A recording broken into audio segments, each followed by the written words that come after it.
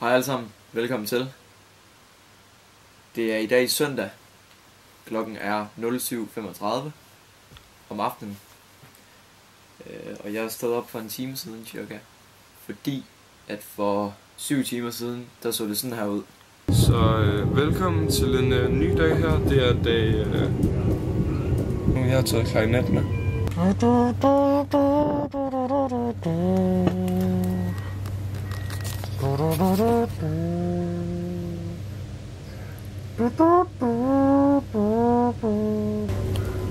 Vi ses.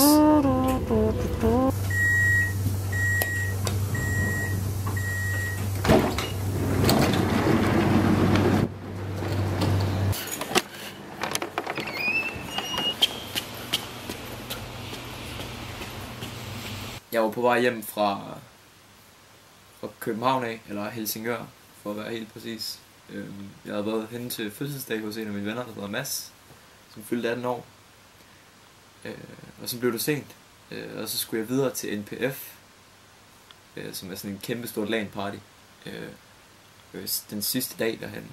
Så det var ikke så meget ved at komme til en masse smadrede mennesker, som ikke rigtig, ja, som var færdige med at være der. Så der tog jeg hurtigt også hjem fra igen. Det fik jeg desværre ikke filmet, fordi jeg var rigtig træt. Jeg havde slet ikke sovet endnu, før jeg kom hjem klokken 12. Og jeg har lige sådan fået sådan en reminder på mig selv om, hvor vigtigt det er at få min søvn, fordi jeg smadrer bare min krop fuldstændig. Og jeg fungerer ikke om dagen, hvis jeg ikke sover. Og det er mega irriterende, at jeg først skal begynde vloggen nu, fordi jeg først føler, at jeg har overskud til det nu. Men sådan er det. I den sammenhæng med at uploade noget hver dag, vil jeg gerne lige give en lille kommentar. Fordi der er mange, der har skrevet, om jeg ikke bare laver en video hver uge. Så det vil sige, i stedet for 7, så bare 1. Så måske er lidt mere indholdsrig. Og til alle jer, der tænker, eller har lyst til at skrive det og sådan noget, rigtig fair besked.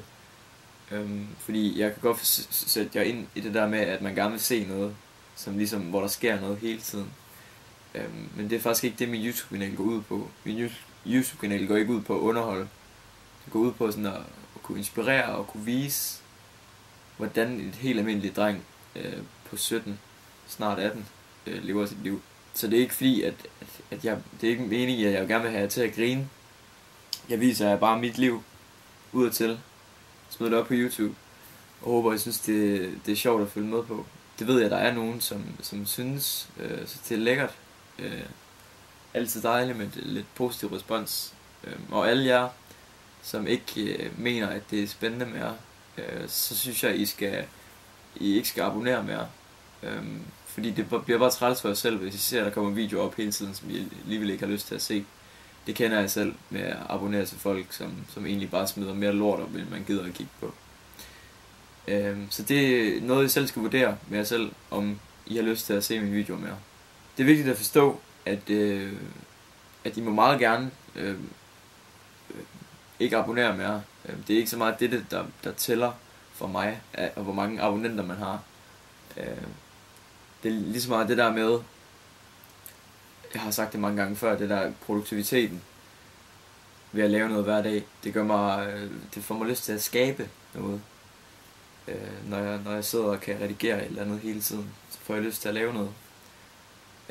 Og i dag er måske lige en undtagelse, fordi der ikke lige har været det helt store at lave, fordi jeg ikke er så klog i hovedet og går mega sent i seng. Men i hvert fald, hele målet med det her, det er abonnere, hvis I virkelig vil. Og abonnere, og I skal ikke abonnere, hvis I virkelig ikke gider. Der tror jeg måske, jeg fik sagt den på en meget lige til måde. Det skulle vist være til at forstå. Jeg vil også gerne lige have lov til at sådan snakke om selve weekenden. Der har virkelig været knald på. Jeg har for det første tog jeg afsted sammen med alle drengene til København fredag morgen for at høre Major Lazer om aftenen. Jeg havde fået lov til at låne Jakobs onkels lejlighed, som vi sov i. Det var rigtig hyggeligt, en rigtig fed koncert. Jeg mødte et par stykker derude, husker jeg, som ligesom sagde hej. Så det var ret sjovt at møde en masse mennesker, som stod i det samme festhumør som en selv. Bagefter det, så tog vi videre i byen. Mega hyggeligt i København. Det undrer mig lidt, at jeg kunne komme ind, og jeg ikke rigtig er 18. Det siger vi ikke til nogen. Lørdag morgen, der havde vi en rigtig, rigtig hyggelig dag, hvor vi bare gik rundt og chillede, og bare havde det for lækkert. Og så senere om lørdagen, tog jeg så hen til Mads, sagde hej. Det var sådan en heldags fødselsdag, hvor vi kom om eftermiddagen. Og så var jeg så først hjemme igen klokken 11 i Holsted. Det har i hvert fald været en rigtig fed weekend. Og det kan I gå tilbage til de andre 2 vlogs og se, hvis I ligesom vil se mere til, hvad jeg har lavet i weekenden. Jeg synes i hvert fald, den har været rigtig god selv.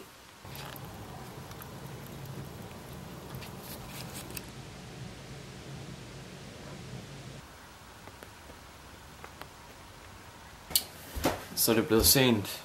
Jeg har lige haft besøg af Mathias og Jakob.